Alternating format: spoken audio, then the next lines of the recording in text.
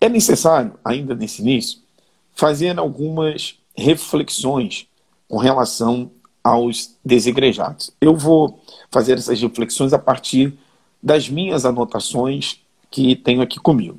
Primeira observação, ou primeira reflexão, após a conceituação de desigrejados, que nós devemos fazer. Os sem igrejas, vez por outra os chamareis de sem igreja, fazem parte de uma manifestação do individualismo radical, que se ergue através da bandeira: a igreja sou eu, a comunhão sou eu tenho comunhão comigo mesmo. Vamos lá, vou repetir e vou explicar.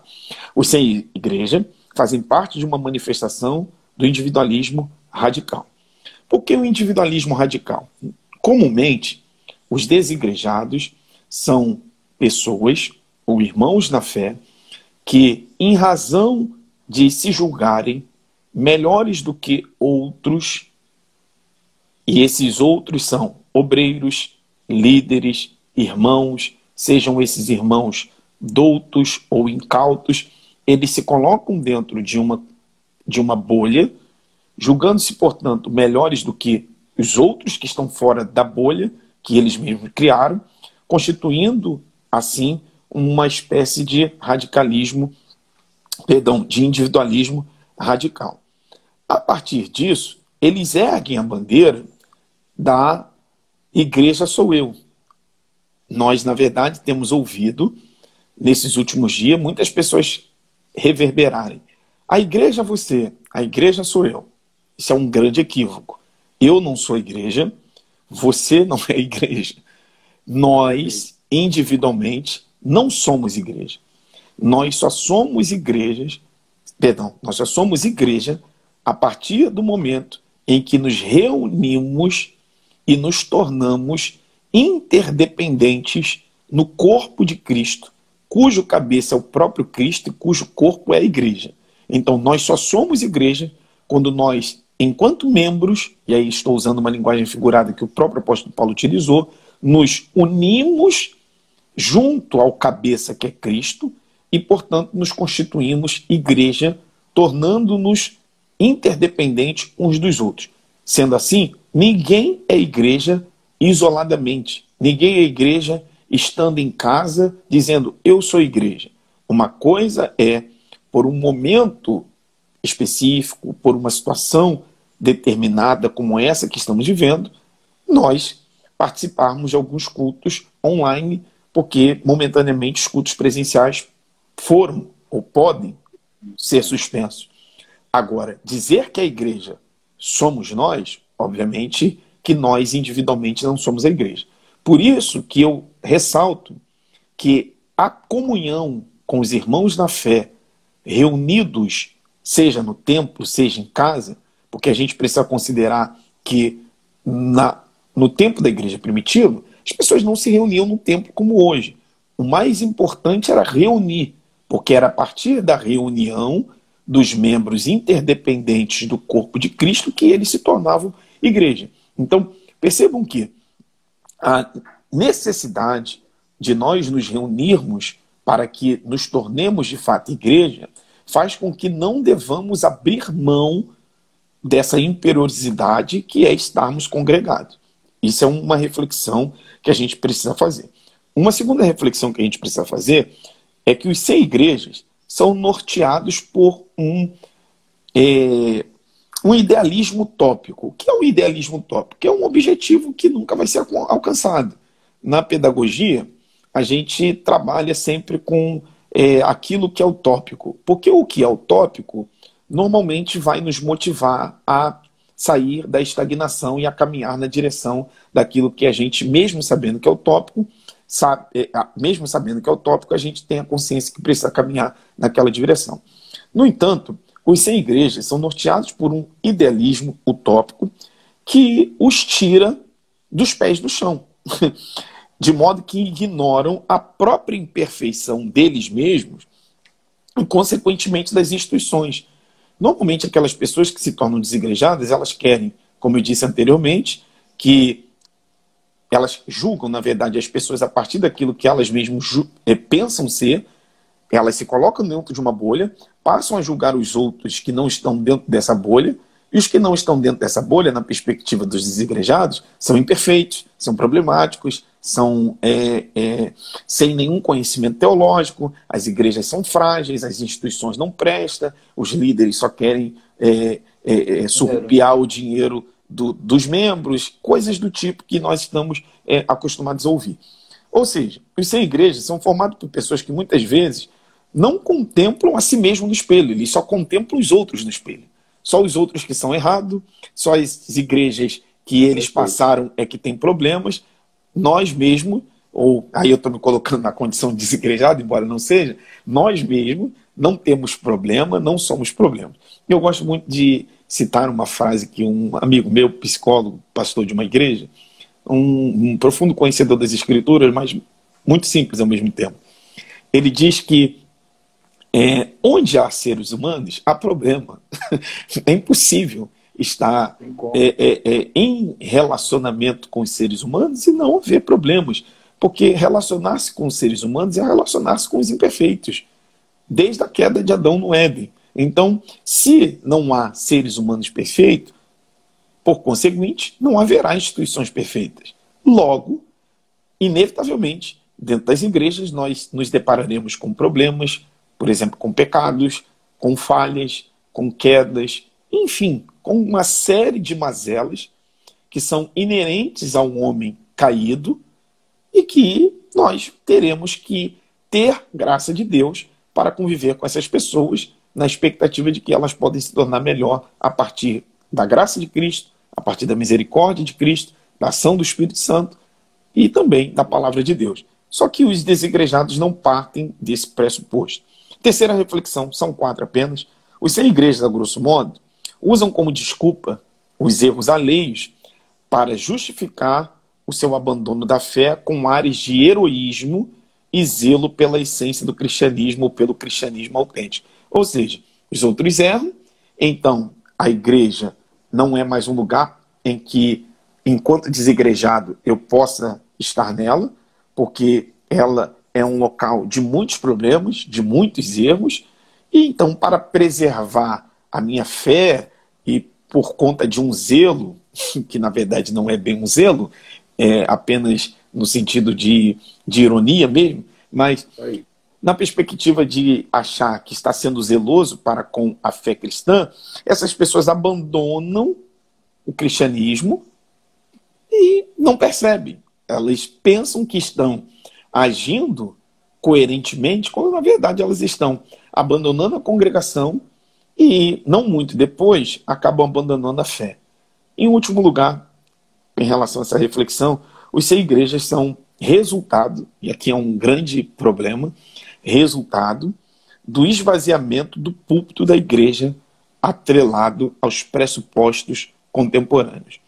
Ou seja, quando eu me refiro ao esvaziamento do púlpito das igrejas, eu estou a dizer que muitas igrejas perderam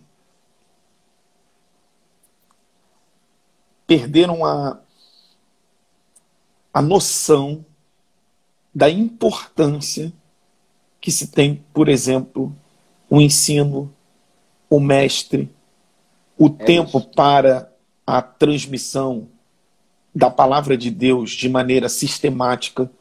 Há muitos pregadores, Bruno. Eu sou pregador e aqui eu não estou sendo contra os pregadores, você também é um pregador. Só que em nosso meio há muitos pregadores e poucas pessoas que, de fato, querem se envolver com o ensino da palavra de Deus. Além de termos uma escassez de envolvimento de pessoas com o ensino da palavra de Deus, lamentavelmente, muitos líderes ou pastores de igreja não estão atentos a isto, porque eles querem muito mais que as suas igrejas estejam superlotadas do que, de fato, que os púlpitos das igrejas estejam abastecidos de alimento saudável que possa, de fato, proporcionar equilíbrio cristão. Então, o esvaziamento do púlpito resulta no esfriamento espiritual. Esse esfriamento espiritual resulta nesse perfil de cristãos que aqui estamos traçando, e o resultado desse perfil de cristãos é o abandono da congregação e, logo a seguir, o abandono da fé. Então, a gente precisa voltar a preencher os cultos da nossa igreja de ensino bíblico, sistemático, concatenado, ensino doutrinário. Não é simplesmente dizer culto da palavra,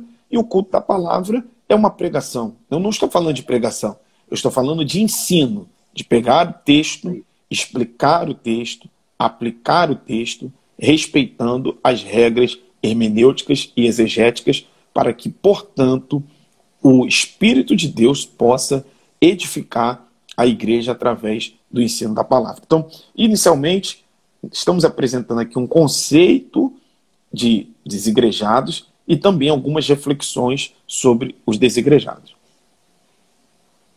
Perfeito. Pastor, quando a gente entrou nesse tema, eu dei uma estudada sobre algumas linhas gerais que o movimento desigrejado levanta como base para defender o seu movimento. Não vai dar para falar sobre todos, mas eu separei alguns que eu acho interessantes. O movimento desigrejado diz que Cristo, quando veio, não tinha intenção de formar nenhuma igreja organizada ou institucional. Ele fala que a igreja que hoje a gente tem, o movimento institucional igreja, o movimento organizado da igreja, o movimento desigrejado diz que Cristo não veio para isso. Isso foi ideia do homem, isso foi construído por um homem, e por isso eles não precisam da igreja, visto que Cristo não estabeleceu esse tipo de igreja que a gente vive hoje. Isso também é uma linha que eles utilizam para defender a possibilidade da não congregação.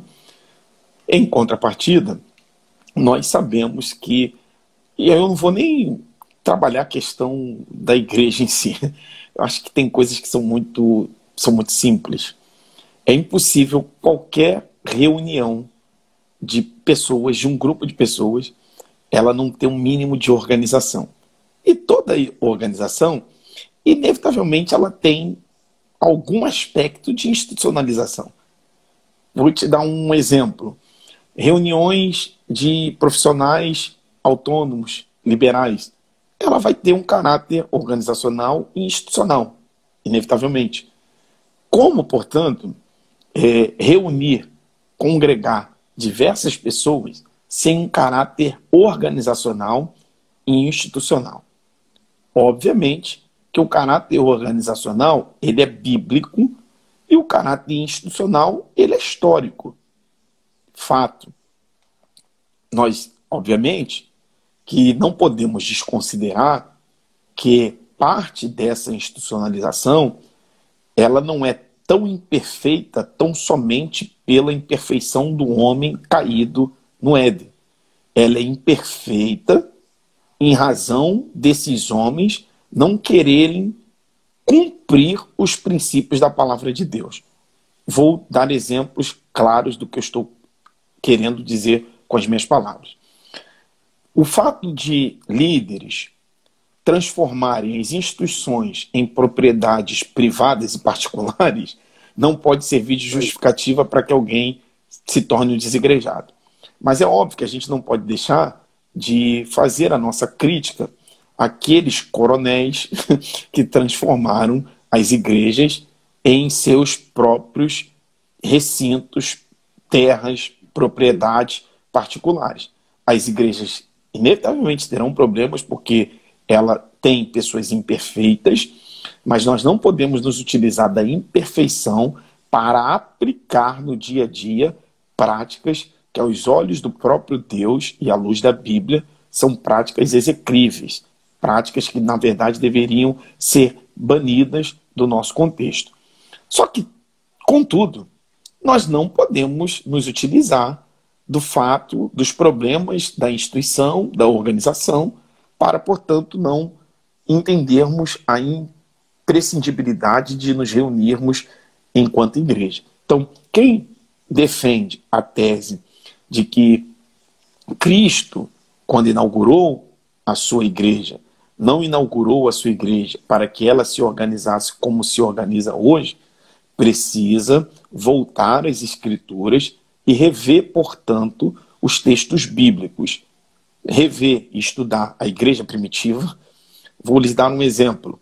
Na igreja primitiva, em Atos dos Apóstolos, capítulo de número 6, os apóstolos disseram as seguintes palavras. Eu gosto de ler o texto sagrado, que fica, inclusive, melhor para que possamos compreender. Na institucionalização, e aí veja o termo que eu estou utilizando, institucionalização dos diáconos. Os apóstolos disseram assim, versículo de número 6, perdão, capítulo 6, versículo 1 a seguir. Ora, naqueles dias, crescendo o número dos discípulos, houve uma murmuração dos gregos contra os hebreus, porque as viúvas eram desprezadas no ministério cotidiano. Observem só as pontuações que aqui irei fazer. A igreja está crescendo numericamente, e à medida que a igreja cresce numericamente, ela já não consegue dar conta das demandas que são inerentes à própria igreja. Daí, portanto, há a necessidade de uma organização. E o que então os apóstolos disseram? Versículo 2. E os 12, convocando a multidão dos discípulos, disseram: não é razoável que nós deixemos a palavra de Deus e servamos às mesas. Então aqui há uma separação de função. Aqueles que foram chamados por Deus e receberam de Deus o ministério da pregação da palavra, e os que receberam de Deus o ministério e a função de servir às mesas. Isso não é outra coisa senão organização. E toda organização, como eu disse anteriormente, ela inevitavelmente acaba se caracterizando numa institucionalização. Então eles disseram no versículo 3, escolhei, pois, irmãos, dentre vós, 7 varões de boa reputação, cheios do Espírito Santo e de sabedoria, aos quais constituamos sobre este importante negócio, mas nós perseveraremos na oração e no ministério da palavra. Eu só estou citando esse caso como exemplo. Poderíamos citar diversos outros casos.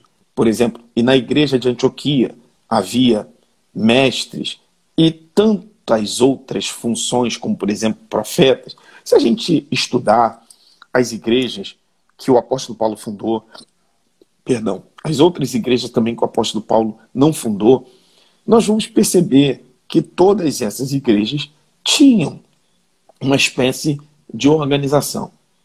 Então, considerar que Cristo não veio para fundar uma igreja é desconsiderar a Bíblia. Por exemplo, quando Paulo escreve a carta endereçada a Filemon, Paulo vai saudar a Filemon, a quem ele chama de nosso cooperador. Paulo vai saudar a Arquipo, presbítero, inclusive, que da igreja, presbítero e pastor da igreja, na cidade de Colossos, embora Paulo esteja escrevendo a Filemon, a Áfia, que provavelmente era esposa de Filemon e mãe de Arquipo.